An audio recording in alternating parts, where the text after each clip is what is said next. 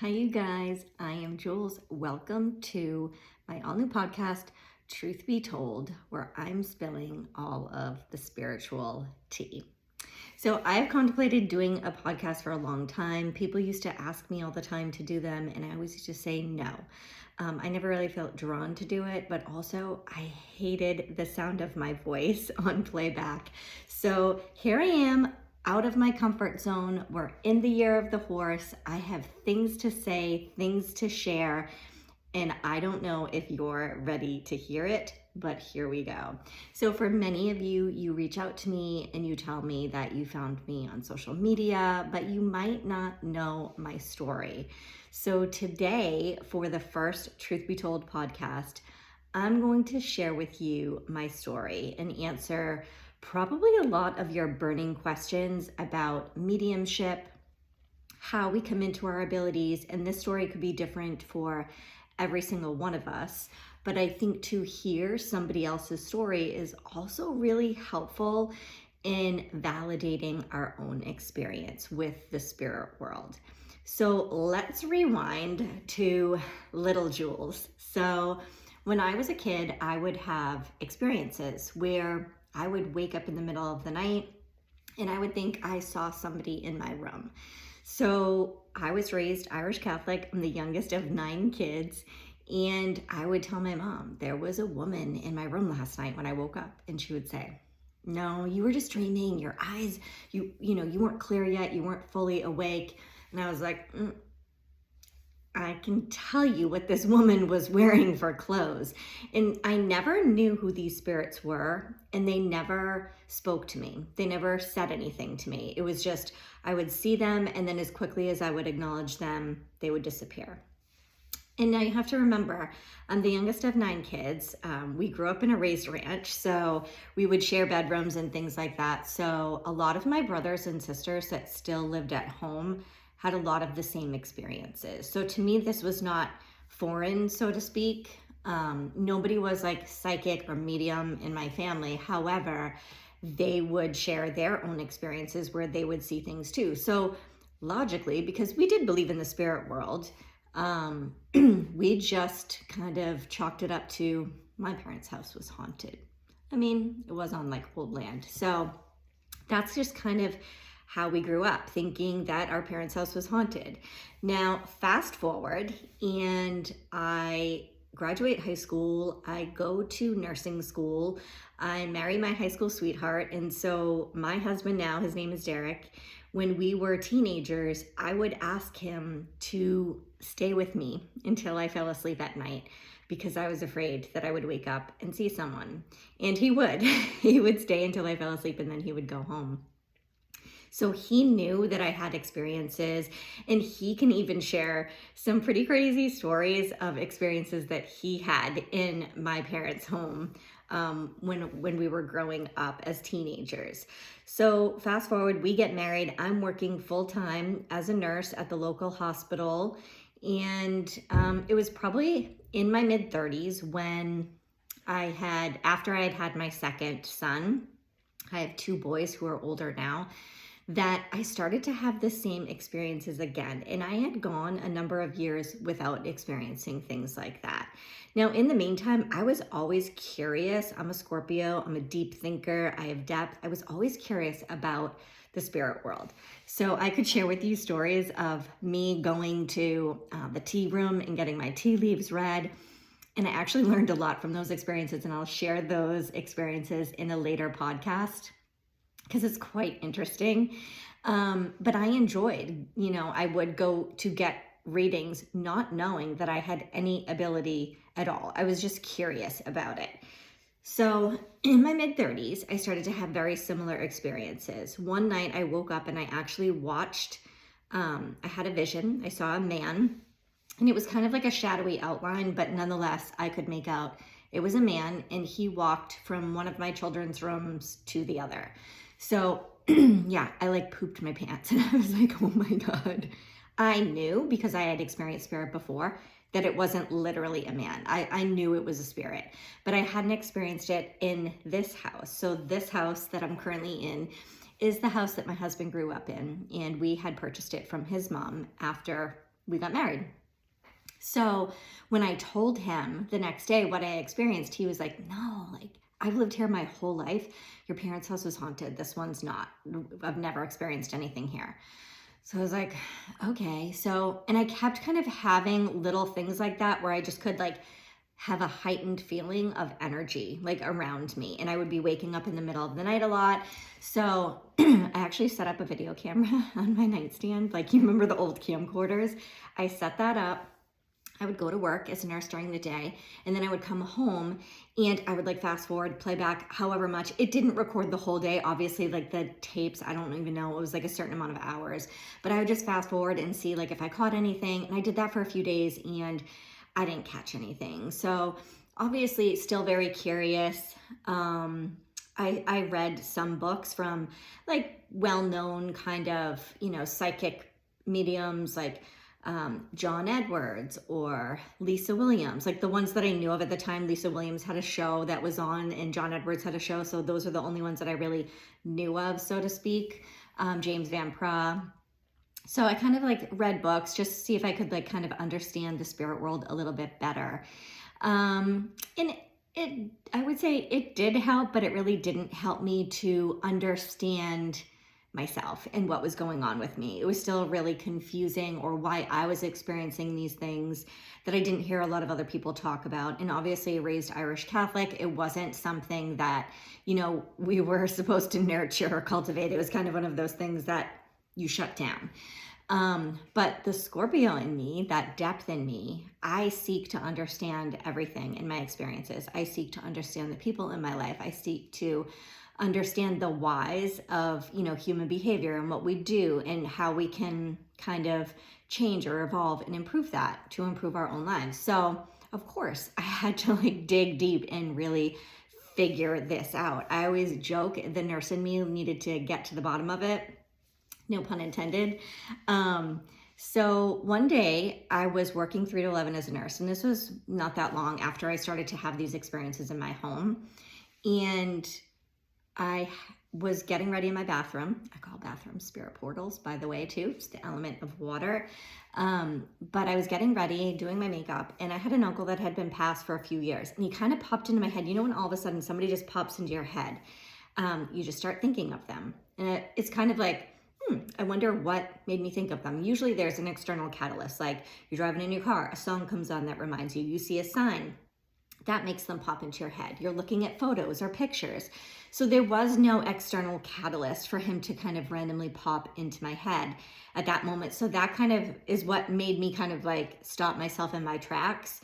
And that space in your mind's eye where you daydream is your clairvoyant space. Now, I don't know that at the time. I don't really know much about any of the clairvoyance, clairaudience. I don't know any of that stuff at this point, but I knew enough to kind of pay attention to what was popping into my head. So it was kind of like when you're daydreaming, and I was having visions in that space where you daydream, where I could see images of my uncle. I could also see him with his son that also had passed. And I just almost tried, I used my energy kind of like I was trying to seek more information of this daydream or whatever I was experiencing. And the longer I stayed kind of tuned in or like almost looking for more information in that space, I started to see like words being typed. And I don't remember what those words said or the letters that were being typed. I just remember that it was something I had never experienced before. And it made me believe that there was some level of communication that was trying to happen. So in my head, I was like, I think he's talking to me, not really fully believing what I was saying. But I also then heard in my head really fast and really clear in my uncle's voice, him say, "She can hear me." And that was the moment that everything changed for me.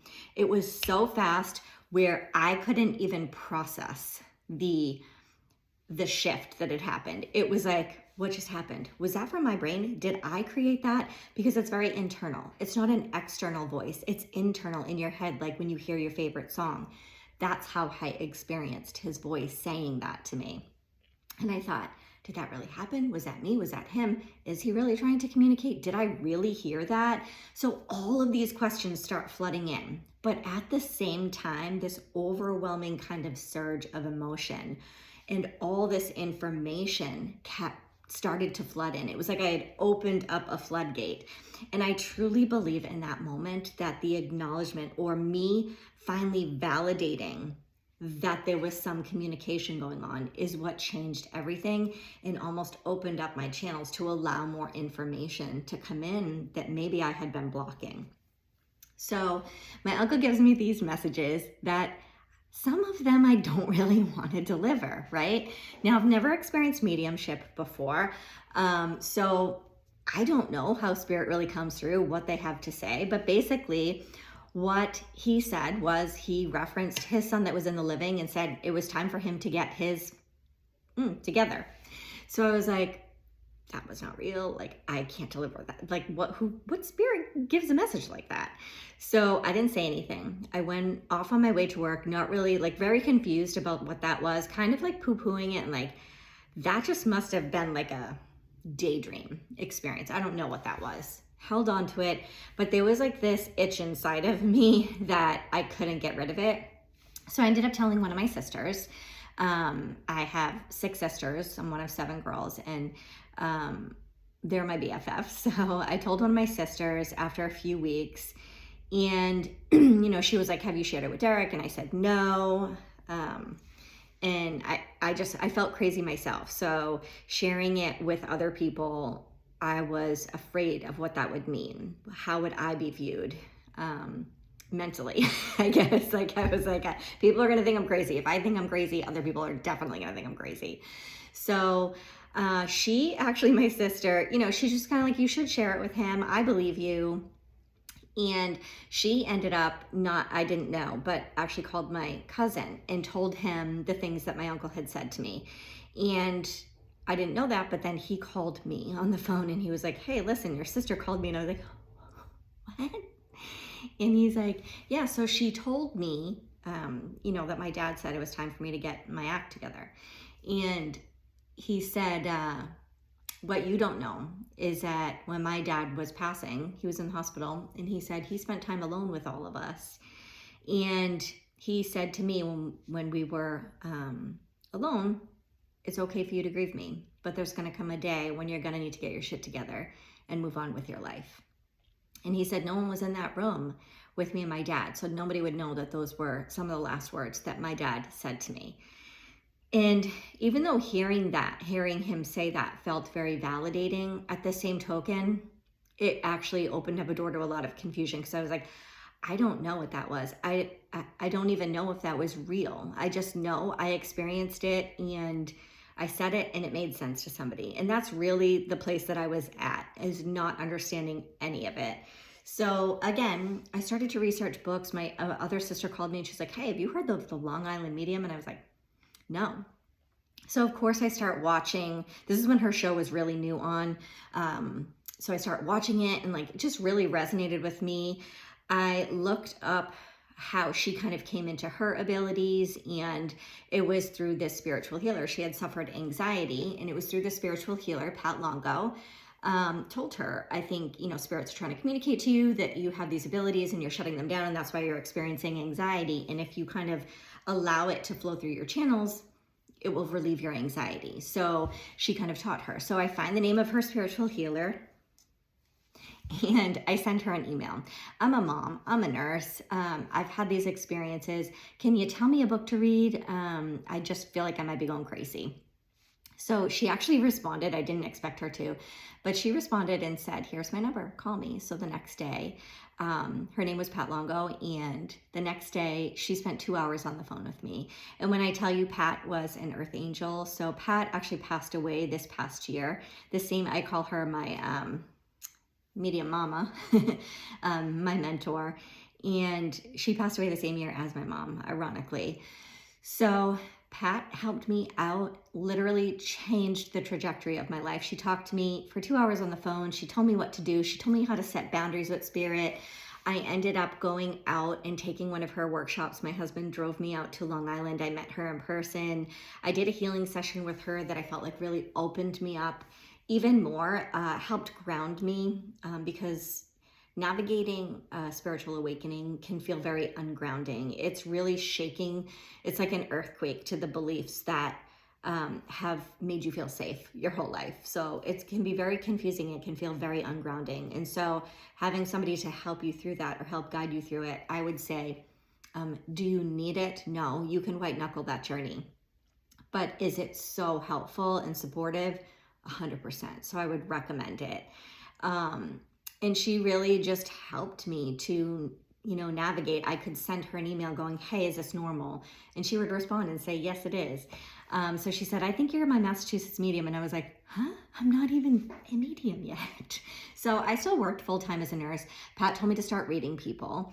So what I did is I started reading one person out of my home, and I did that every Friday night for 2 years for free while I worked full-time as a nurse. And what that started off like is my niece would bring a college friend that I didn't know anything about.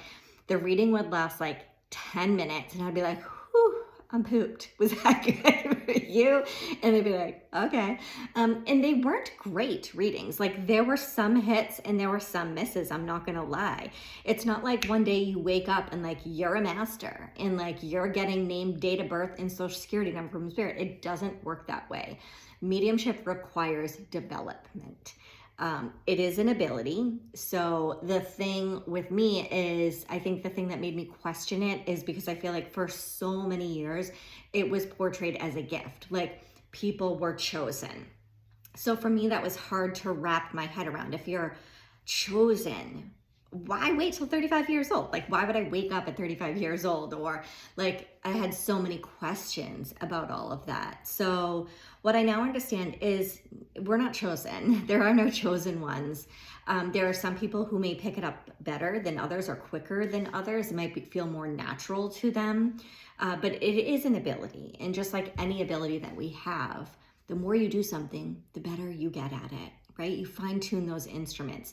So it is a gift from God. It is an innate ability in all of us.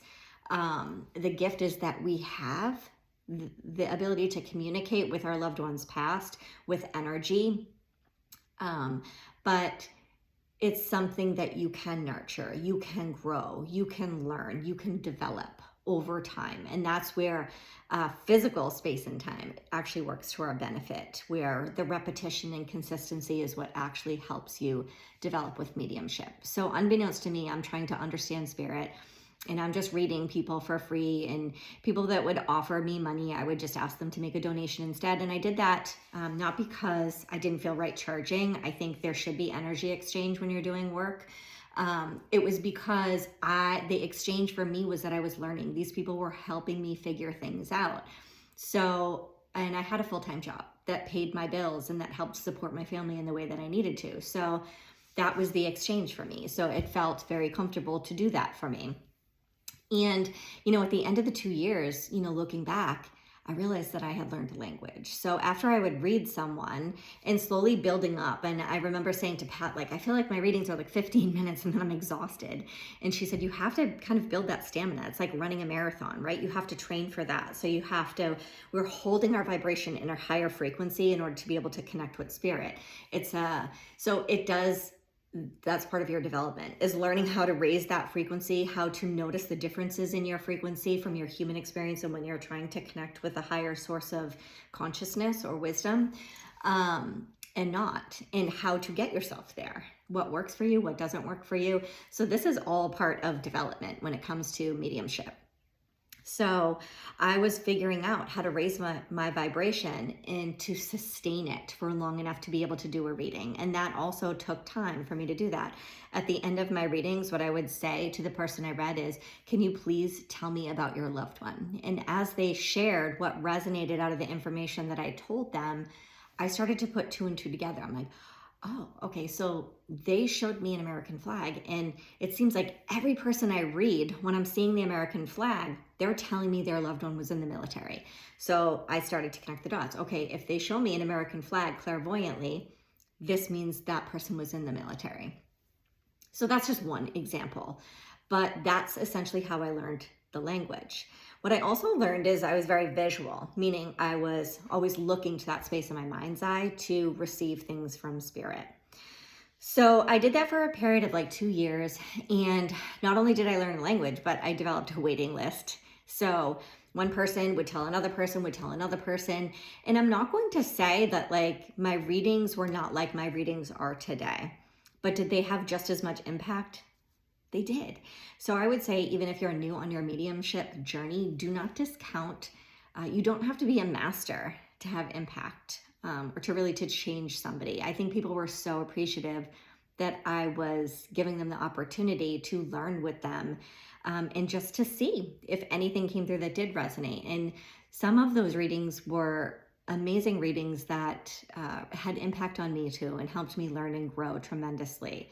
So after a couple of years of doing that, I decided I wanted to kind of take it a little bit more seriously. So I ended up leasing a shop right down the road from my home.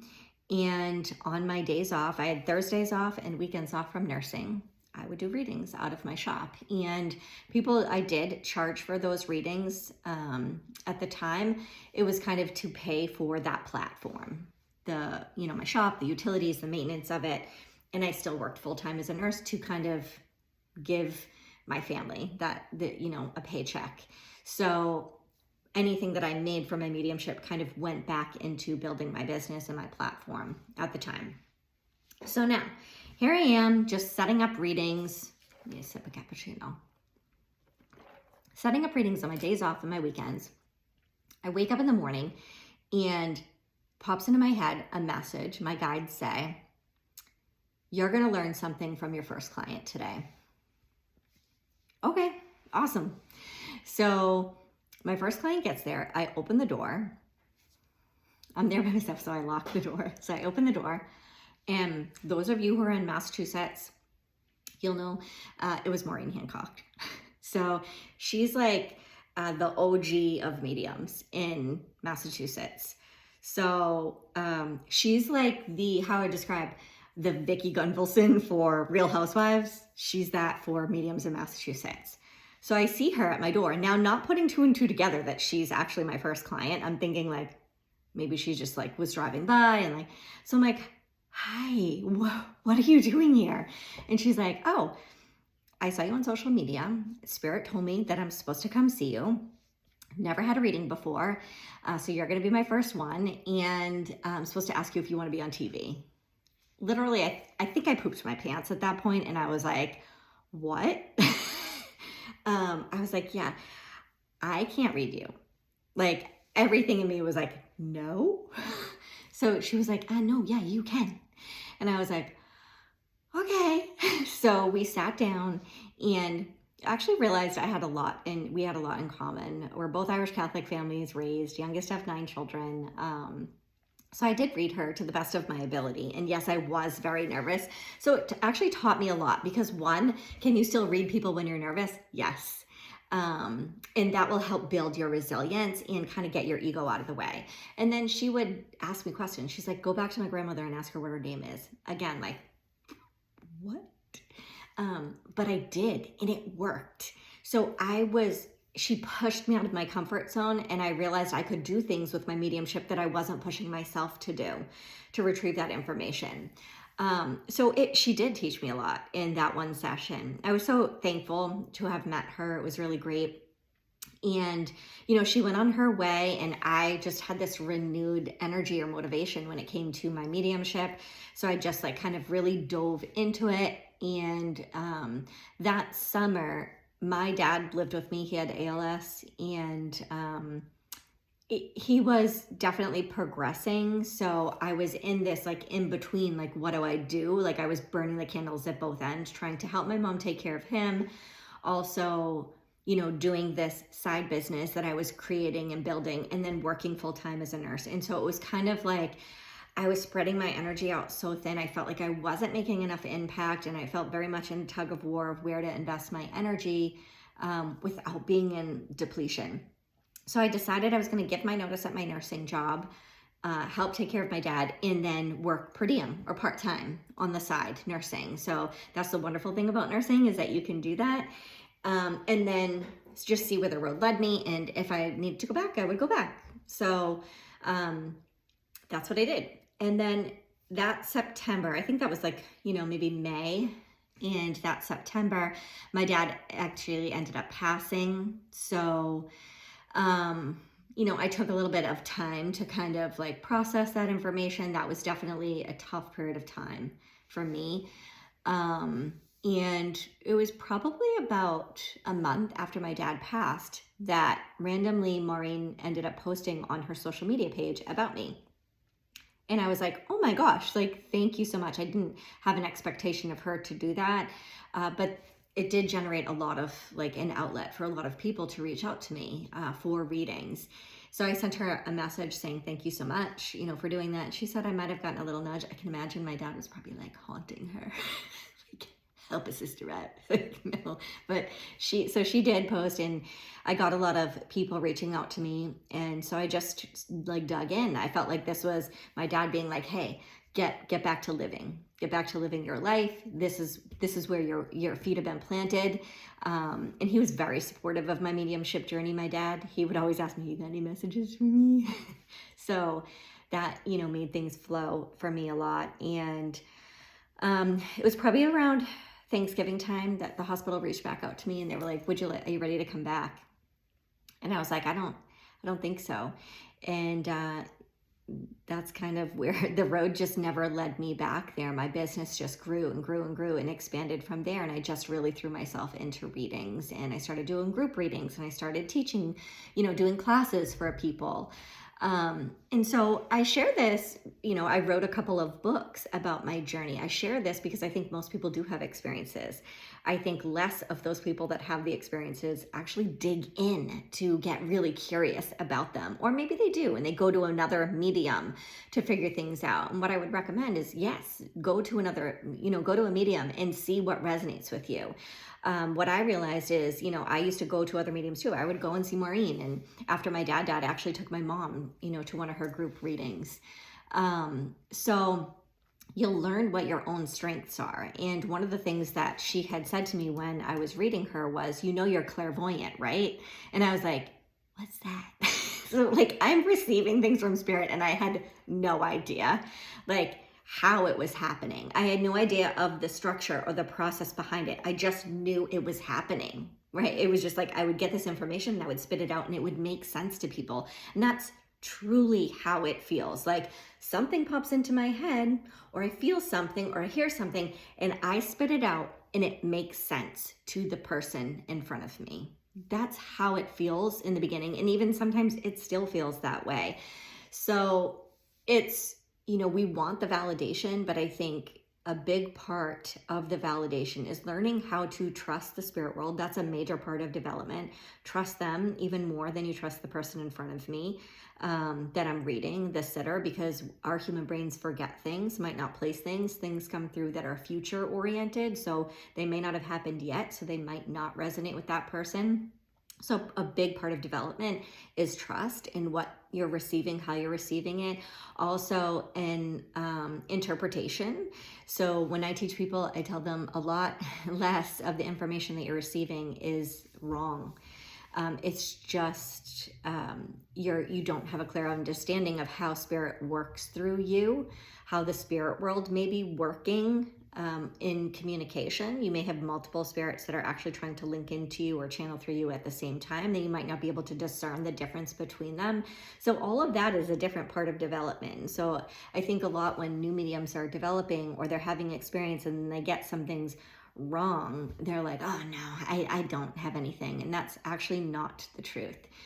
You just need help at discerning and developing your abilities and learning what your strong suits are. And once you know what's natural for you, what is your strong suit in receiving from spirit, then you can start to kind of fine tune that instrument, and then start to work on the others, develop the others that are not so strong. So meaning, for me, when I do readings for people in the beginning, I didn't get a lot of names. And so that was something that was challenging for me that I had to work on. I would actually ask other mediums, how do you get names? How do you get names? And they'd be like, I don't know. It just like happens. So that also then became a challenge. So I literally would sit in meditations and ask my spirit guides, like, how do I do this? And they actually walked me through it, and they gave me how to do it. So now I can teach other people how to develop and get names. And now I'm really good at actually getting names from spirit. So these are all things that, yes, you can learn on your own. You can white knuckle this journey. You can develop, but it is helpful to have that support structure, that grounding, a supportive community while you're developing all of the things.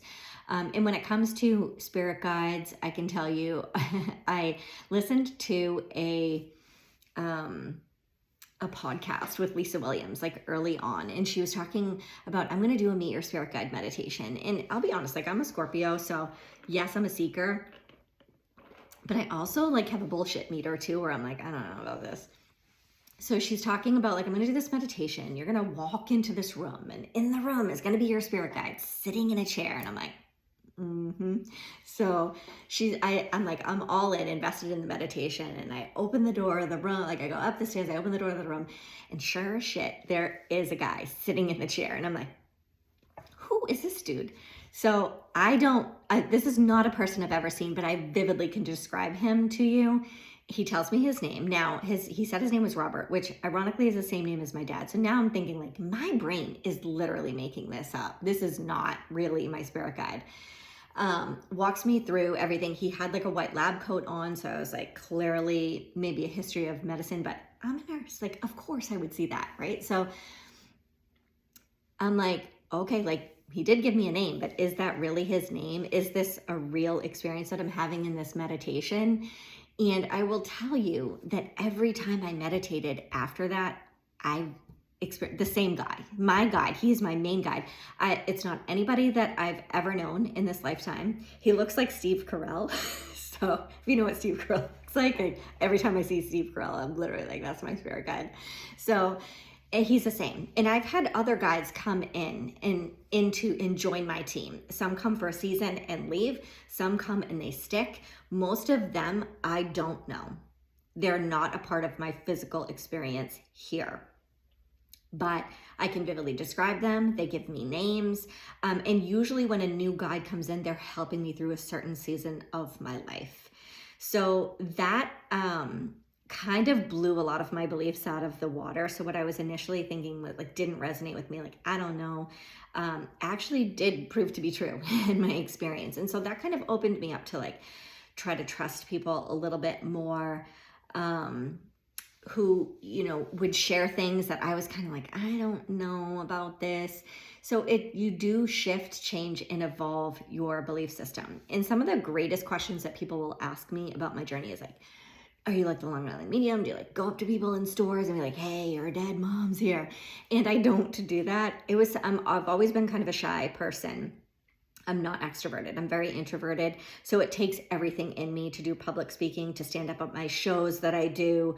I'm much better at writing. That's why I prefer writing my messages of the day. So even doing this podcast and being on video, pushing myself to do videos on social media is out of my comfort zone. And a lot of people wouldn't know that, but it actually is. So yeah, so I like to write things or channel my messages and then put them in writing. Or I wrote 2 books about my journey. It's much easier than speaking in this kind of format for people. So I was listening also to this podcast that John Edwards was on. And he was saying, his mentor said to him, if your neighbor had their window open and they were showering, would you watch them? And he was like, no. So she was like, well, why do you feel like it's okay to dive into somebody else's energy field and retrieve information from them, from their loved ones, if they're not asking you to? And something clicked with me. And I thought, oh, maybe I don't feel that impulse to read people in public spaces, not just because I'm shy, but it's my intuition saying this just doesn't feel right or aligned. So that really shifted things for me. I was operating under the premise of, oh, this is a gift and you're supposed to share it wherever you go, right? But it didn't always go as well as I thought it was going to, because some people don't want it from you. And so you retrieving personal information from people or approaching them without their consent is not actually functioning in integrity and ethics. And when I see other people do that, it just may be they might not realize that yet, or, especially when you see it done on TV, that's very produced. That is producer-oriented content. So that's probably the why that it's happening, and it does sensationalize it. It does feel exciting to be like, hey, like she could come up to me and give me a message. And if people ask me, yes, I will give them, I will open up if I'm in the space too. Obviously, a couple, if I'm on vacation, I've had a couple margaritas, probably not the time to be channeling. So I'm not going to be on my game. I'm not going to be best. You're not going to get the best of me. So that's not the appropriate time or place. But yes, if I'm, out and about and like somebody's like, oh, and they want that from me, then that's one thing. But just approaching random strangers in public places when they're not prepared, they're not asking for it, I don't do that. It just doesn't feel ethically aligned for me. So that's one of the things. The other, I did write about my journey because I feel like so many people have a story like me where they have experiences. And then there are whole other set of people who have totally different, like they were talking to dead people when they were 2 years old, or they had a near-death experience, or something that they figured a very traumatic experience that was a catalyst for triggering their awakening. I don't know what the catalyst was for triggering my awakening at the time. I know it was right around the time that my dad was diagnosed with ALS. So it was kind of like juggling a bunch of balls in the air, for lack of a better metaphor, and trying to figure out what would work for me moving forward. But I will say this, a lot of people don't dig in because of fear. They're afraid. And if there's one thing I could say, I did receive a lot of resistance. I received a lot of resistance from people who are Catholic, of faith, that challenged that. And to this day, I thank those people because they got me to really dig in and figure out what it is I believed, and dig into my faith and, get a clearer picture or scope of what that looked like and who I wanted to be and why I believed what I believed. So I'm not regretful of that time period where people challenged me in that respect or challenged my traditional belief systems. I'm actually thankful because it led me through a hard time, but nonetheless one that led to a lighter time where I felt like I knew who I was better. And I would say this, I tell people all the time, don't take my word for it, because taking my word for it is preventing you from going on the journey yourself. And there is nothing to fear but fear itself. That saying is actually true. Fear is your worst enemy with anything in life. And I think a lot of people that go on the journey, they start to get to that point where it really shakes like an earthquake the foundation of what you believe and how you perceive yourself and who you are. And that's where most people give up. That's where most people either contract, and contraction is much better than giving up. I always say it's okay to contract into what feels safe to you, but don't let that stifle your growth. Get back on the horse. And that's why I felt called really to do this podcast in video format, because it is me kind of pushing myself out of my comfort zone to share 14 years of working with spirit to help other people. We are in a time when more people are awakened than ever, but don't know what to do with it. Feeling ungrounded, mental health being challenged. And so if I can show up in this format and say, let me help you, let me be a light that guides you on this journey, that makes you feel grounded when you don't feel grounded, when you're not sure, is this normal? If I can share all of those things, if I can help, answer burning questions, share my experiences, I think it will help to validate your own experiences.